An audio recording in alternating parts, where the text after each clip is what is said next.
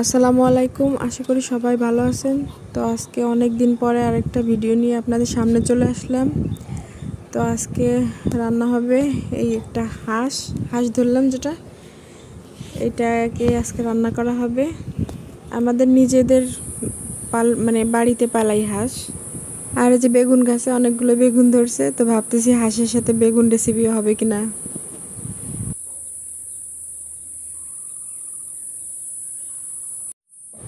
তো ওখানে যে রান্না করতে চলে আসলাম গ্রামীণ মানুষদের গ্রামীণ মাটির চুলায়, আর মাটির চুলার রান্নাগুলো অসাধারণ হয়।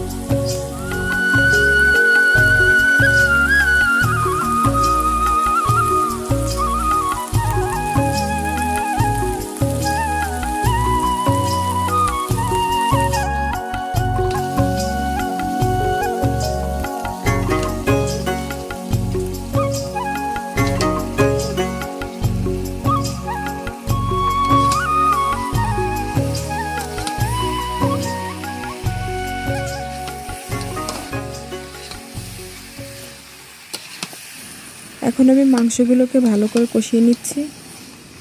এভাবে অনেক সময় ধরে আমি মাংসটাকে কষিয়ে নেব। মাংস যত বেশি কষানো হয় তত বেশি স্বাদ আসে।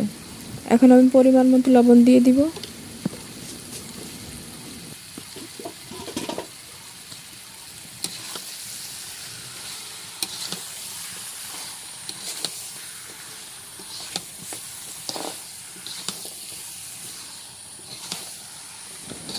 তেজপাতা দিয়ে দিব, কিছু গরম মশলা দিয়ে দিব।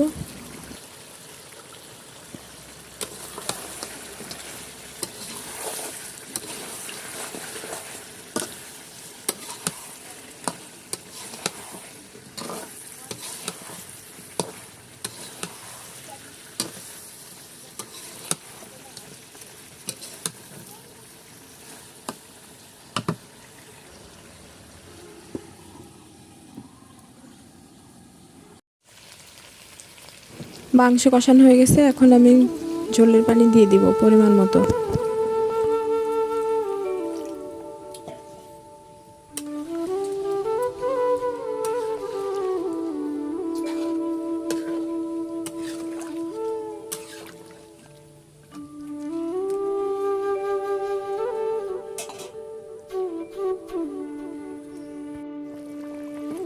ঝোলের পানি আমি পরেও আবার দিয়েছিলাম, কারণ হাঁসের মাংস এত সহজে সিদ্ধ হয় না। এই যে আমার রান্না এখন কমপ্লিট। এখন আমি আবার কড়াইয়ে তেল দিয়ে দিচ্ছি হাঁসের ডিম ভুনা করার জন্য। এখন আমি মশলা একে একে সব দিয়ে দিব। আর আমি হাঁসের ডিমগুলো ভেজে নিই, কারণ আমি ডিম ভুনা করার সময় ডিম ভাজি না, কারণ ভাজার পর ফলে ডিমের উপরে যে চামড়াটা আছে ওটা শক্ত হয়ে যায়, আমার খেতে ভালো লাগে না। আমি এই জন্য মশলার ভিতরেই সিদ্ধ ডিম ছেড়ে দিই। আর এই ডিমগুলো ছিল চীন হাঁসের ডিম। কার কাছে কেমন লাগে আমি জানি না, কিন্তু আমার কাছে হাঁসের ডিম অনেক মজা লাগে।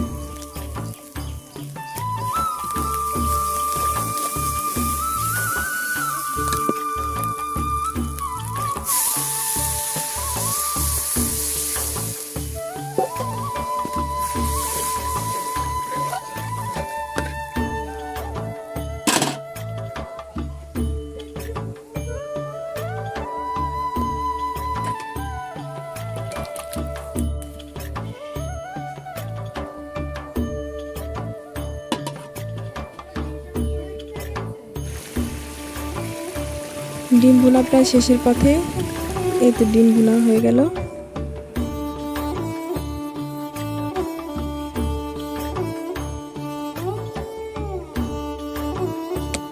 এখন আমি পোলাও রান্না করার জন্য একটা পাতিলে তেল ঢেলে দিচ্ছি।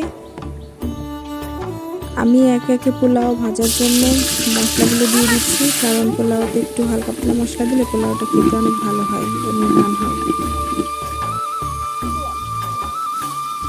এখন আমি বেশ কিছুটা সময় পোলাও চালগুলোকে ভালো করে ভেজে নিব, মানে কষিয়ে নেব।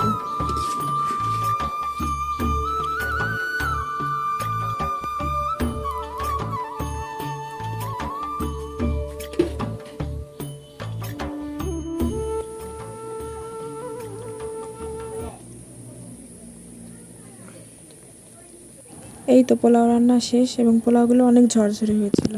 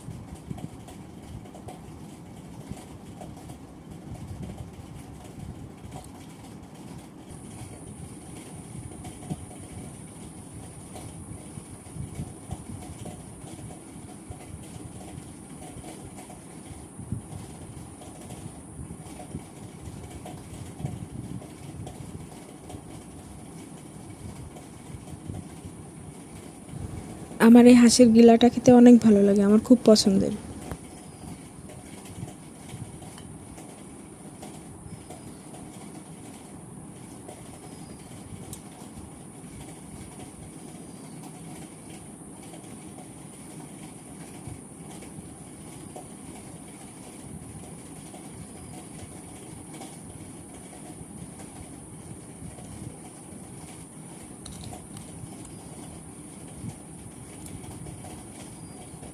রান্নাটা সত্যি অনেক মজা হয়েছিল।